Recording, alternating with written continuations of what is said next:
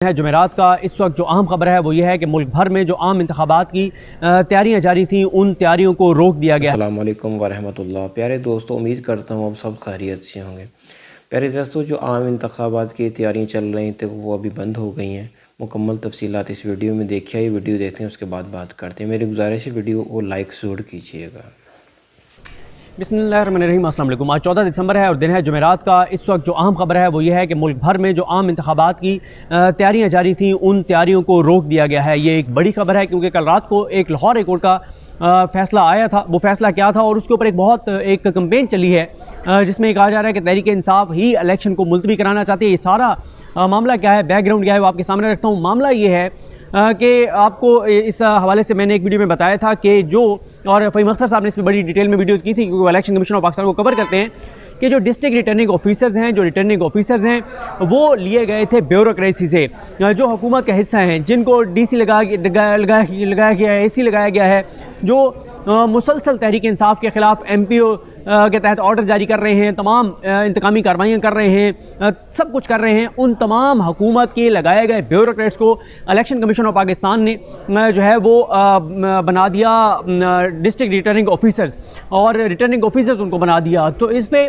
तहरीक इंसाफ की जानिब से इमरान खान साहब ने हिदायत दी उमैर न्याजी साहब को और अबू ज़र सलमान न्याजी साहब को कि आप अदालत से रजू करें और उन्हें कहें कि जो रिटर्निंग ऑफिसर्स हैं, डिस्ट्रिक्ट रिटर्निंग ऑफिसर या रिटर्निंग ऑफिसर्स, ये ब्यूरोक्रेसी से नहीं होने चाहिए, ये अदलिया से होने चाहिए। अच्छा, इस पर खैर हमारे दोस्त रिजवान गलदेग साहब का एक अच्छा और ज़ुबैर खान का अच्छा एक व्यू है। वो कहते हैं इस वक्त ब्यूरोक्रेसी हो, अदलिया हो, सारे एक जैसे हैं, कोई फ़र्क तो है नहीं। तो इससे क्या फ़र्क पड़ेगा कि अदलिया से हो या ब्यूरोक्रेसी से हो, रिटर्निंग ऑफिसर से कोई फ़र्क नहीं पड़ता। लेकिन खैर फिर भी प्रिंसिपली क्योंकि इस मामले को लेके जाना था तहरीक इंसाफ ने, वो इसको ले गए अदालत में और उन्होंने जाकर अदालत को बताया कि जिस तरह से अबू ज़र सलमान न्याजी साहब के अगर आप ट्वीट देखें तो उन्होंने बताया हुआ है कि किस तरह से किस डीसी ने, जैसे डीसी लाहौर, उन्होंने कितने कुछ 40-50 एमपीओ ऑर्डर्स निकाले हुए हैं।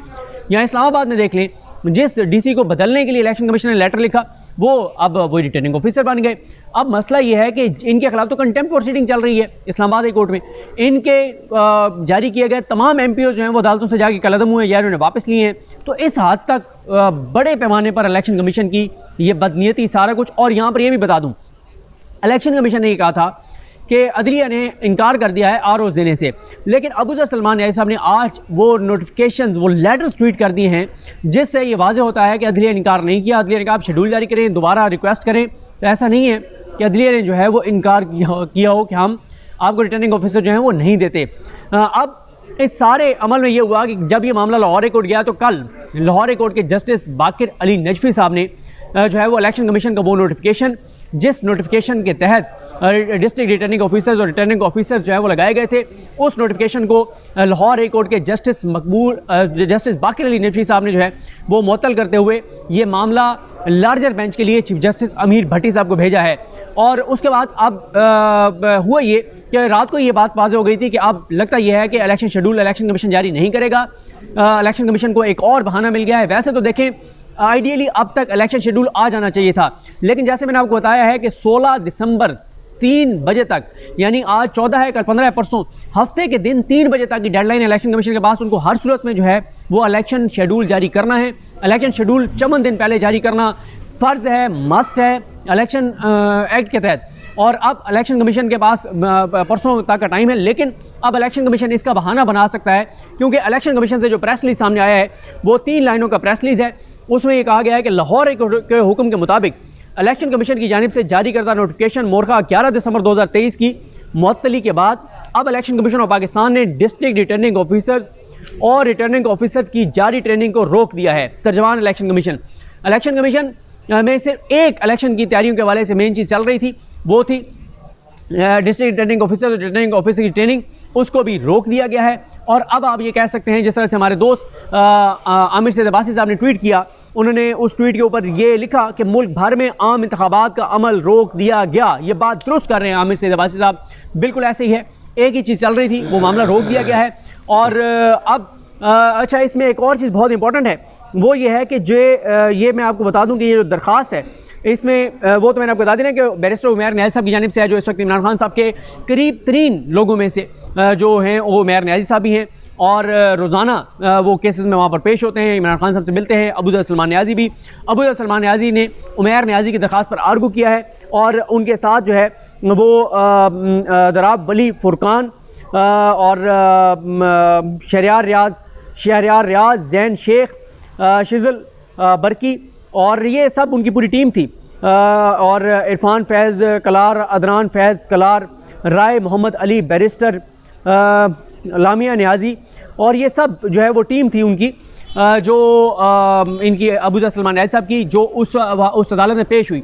अब मसला ये है कि जो सवालात उठ रहे हैं वो ये हैं कि जो बाक़िर अली नजवी साहब ने लिखा है कि लेवल प्लेइंग फील्ड पीटीआई को नहीं मिल रही और जो एक बड़ी पॉलिटिकल पार्टी है उसकी लीडरशिप जेलों में है और सब इस वक्त बात कर रहे हैं उनके पास लेवल प्लेइंग फील्ड नहीं है और अरबों रुपए कौम के खर्च होते हैं और अगर ये बेसूद चले गए तो फ़ायदा क्या होगा, जमहूरियत को नुकसान होगा। जमहूरियत के लिए, पाकिस्तान के लिए ये बात ज़रूरी है कि मुल्क में साफ शफाफ इंतखाबात होने चाहिए, वरना इस रिहर्सल का कोई फ़ायदा नहीं होगा।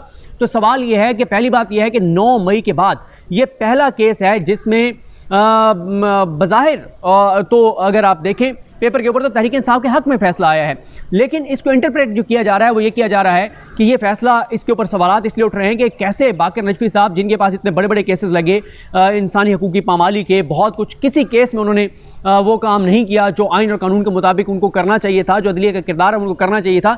तो यहाँ पर कैसे उन्होंने एक तहरीक इंसाफ की दरख्वास्त जो है वो एक्सेप्ट कर ली और 3 पैराग्राफ जो है उनमें वाज़ेह तौर पर लिख दिया कि फैक्चुअल ग्राउंड पर यह बात सामने है कि लेवल प्लेइंग फील्ड जो है वो सब के लिए मौजूद जो है वो नहीं है और और कई इंडिपेंडेंट ग्रुप्स के जो हैं वो इस हवाले से तहफ़्फ़ुज़ात जो हैं वो मौजूद हैं।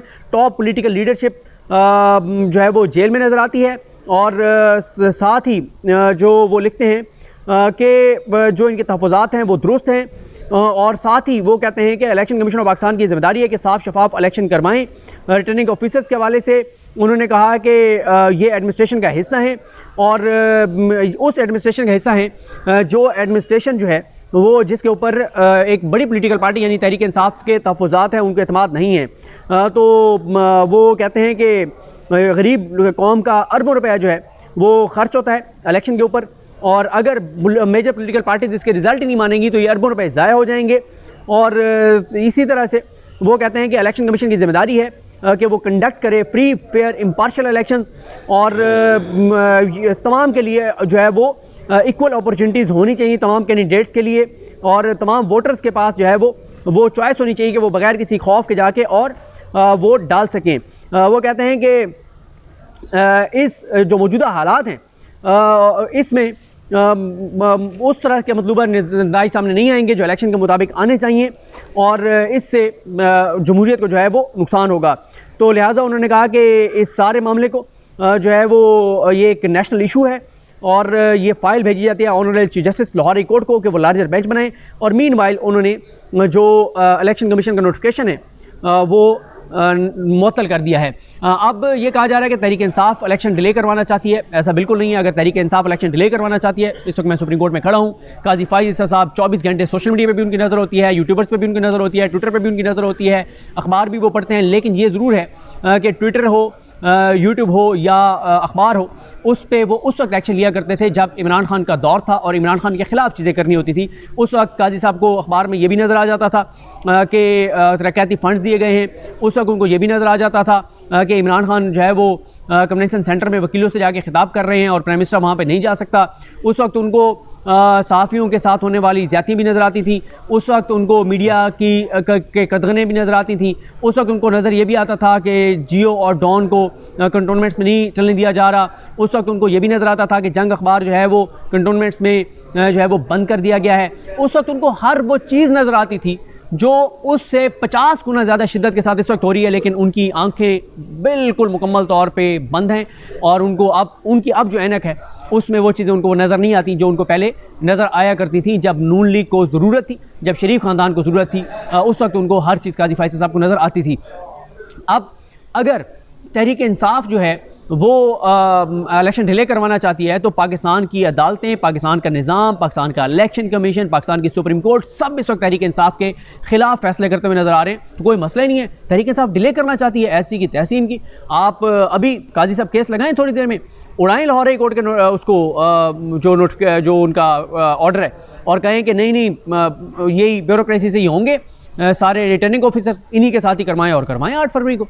ये तो ज़बरदस्त है कि तहरीक इंसाफ भाग रही है तो पूरा निज़ाम उसके खिलाफ खड़ा है, तो खींच के ले आए तहरीक इंसाफ को मैदान में और इनको उतारें इलेक्शन में, अगर ये भाग रहे हैं तहरीक इंसाफ वाले तो।